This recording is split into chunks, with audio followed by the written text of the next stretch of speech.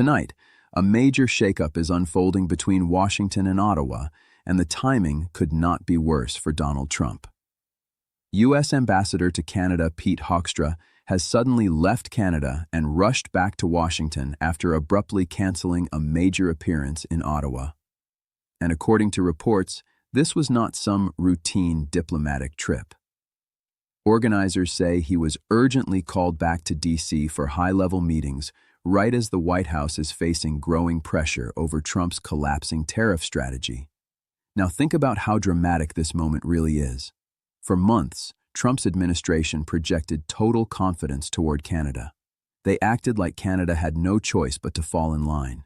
Every speech, every tariff threat, every negotiation tactic was built around one message: America has all the leverage.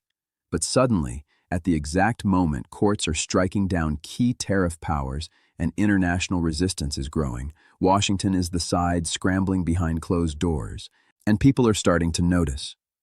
What makes this story even more explosive is that this isn't happening during a moment of American momentum. This is happening while Trump is dealing with legal setbacks, economic concerns, nervous allies, and growing political pressure at home. The same tariff strategy that was supposed to force trading partners into submission is now starting to look unstable. And when the White House suddenly pulls its ambassador out of Canada for emergency meetings, it sends a very loud message to the world that something is going wrong. Thanks for joining us here on CTV News Channel. I'm Renee Rogers. We begin with breaking news we're following.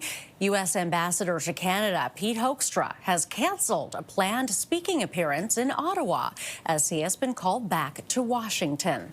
This news comes just over 1 hour before Hoekstra was scheduled to be a featured speaker at the 2026 Canada Strong and Free Networking Conference in Ottawa. Organizers say he was called back to D.C. for urgent meetings. With me now is CTV News U.S. political analyst. The reason behind this sudden panic may be tied directly to devastating legal blows against Trump's tariffs. Courts have reportedly ruled against several major tariff measures, weakening one of the administration's biggest negotiation tools. That is a huge problem for Trump because tariffs were never just about economics. They were about power. They were about projecting strength on the global stage. Trump built an entire political identity around the idea that he could pressure allies and force better deals through economic intimidation. That was the image. America threatening tariffs, other countries backing down, Trump declaring victory. But now the situation is shifting fast. Courts are intervening. Allies are resisting. And suddenly the administration looks like it's losing control of the narrative. And honestly, one country that played a major role in challenging that strategy was Canada. Instead of quietly accepting pressure, Canada pushed back publicly. Canadian leaders reframed the conversation internationally. Rather than treating Trump like an unstoppable negotiator, they increasingly portrayed his trade tactics as destabilizing and risky for global markets. That changed the perception worldwide, because once countries stop fearing the threats, the leverage starts disappearing. And that's the danger now facing Washington. The White House spent months insisting Canada would eventually cave under pressure, but that never fully happened. Instead, tensions hardened public opinion, increased distrust, and pushed Canada to strengthen relationships outside the United States. That is not what Trump's team expected.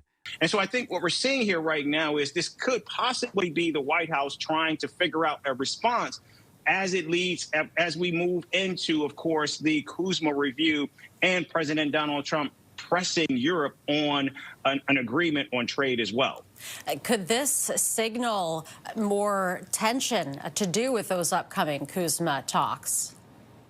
I don't know if it signals more tension. I think what it could be is the White House is now desperately looking for leverage. Remember, we got an alleged handshake deal with Europe that appears to not be moving in the direction that the president wants. Now all of his tariffs have been deemed, or most of them have been deemed unconstitutional, which leaves him very little leverage and maneuverability. And so right now, I think what we're seeing here is this could just possibly be what is the way forward, particularly for this administration, when already their hands are tied on so many other issues. That phrase right there should grab everyone's attention. desperately looking for leverage, because just a short time ago, the administration was acting like it held all the cards. They repeatedly pushed the idea that Canada needed America far more than America needed Canada. But if that's true, why the sudden emergency meetings? Why pull the ambassador out so abruptly? Why the silence from the White House after major court rulings? Because behind the scenes, the situation may be getting far more complicated than the administration wants to admit publicly. The White House is now dealing with multiple crises at once. Legally, courts are limiting tariff authority. Diplomatically, allies are pushing back harder than expected. Politically, Trump's approval numbers are facing pressure while economic uncertainty continues growing. Put all of that together, and suddenly the image of dominance starts cracking. And for Trump, perception matters enormously. His political brand has always depended on projecting strength and control. That's why silence from the White House right now is so unusual. Normally, Trump responds immediately and aggressively to criticism or legal challenges. But after these tariff rulings, almost complete silence. And in politics, silence during a crisis often signals internal panic and damage control. That's why Pete Hoekstra's sudden departure matters so much tonight. This was not a routine diplomatic adjustment planned weeks in advance. He was supposed to appear publicly in Ottawa and then suddenly disappeared from the schedule because Washington urgently needed him back. That timing is impossible to ignore. And honestly, the administration may not have many good options left. If they escalate tensions further, they risk even more backlash internationally and economically.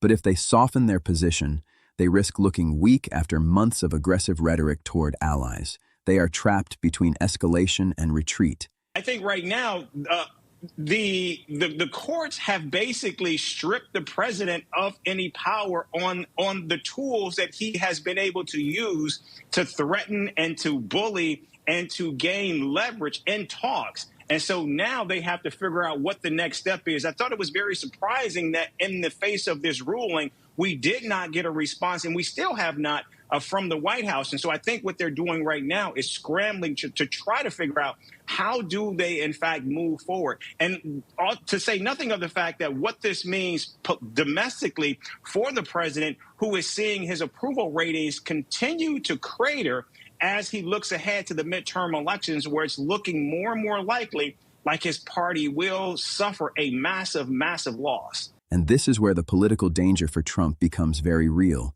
because tariffs were never just policy tools, they were central to the image he sold to supporters. The image of a president who could out-negotiate everyone, pressure allies, and force victories through sheer toughness. But if courts are dismantling those tools and allies are no longer backing down, then the entire perception of strength begins to weaken too. That creates a ripple effect far beyond Canada, because once one major ally successfully resists pressure, other countries start believing they can do the same thing. And suddenly, America's ability to dictate terms starts looking less certain than before. That's why this moment is so important geopolitically. Some people may say ambassadors return to Washington all the time, and that's true. But context changes everything. The cancellation happened at the exact moment Trump's trade strategy is under pressure from courts, international resistance, and domestic political concerns. That combination makes this recall look much more serious than a normal scheduling change. And there's another major issue here that often gets overlooked. Trump's strategy may have unintentionally damaged trust between Canada and the United States in ways that could last for years. America's greatest strength with Canada was never fear. It was partnership and stability. But months of pressure and threats changed public opinion dramatically north of the border. Many Canadians started viewing the United States less as a reliable partner and more as an unpredictable force. That kind of damage is not easy to repair. Meanwhile, Canada adapted. Trade diversification became a bigger priority. Relationships with Europe and other allies gained more attention. And instead of isolating Canada, the pressure campaign arguably pushed Ottawa to become even more determined to resist. That is a major strategic failure if your goal was to increase leverage. Now, the White House appears to be realizing that economic intimidation works very differently when allies stop believing the threats are unstoppable. And once that illusion fades, rebuilding credibility becomes extremely difficult. What we are watching tonight is bigger than just tariffs, bigger than one ambassador, bigger than one canceled speech. This is about whether Trump's broader strategy of pressure politics is beginning to unravel in real time. Because if America's closest allies no longer respond the way Washington expected, the entire approach may need to be reconsidered. And right now, all signs point to a White House trying to regroup fast. Pete Hoekstra's sudden exit from Canada has become a symbol of that uncertainty.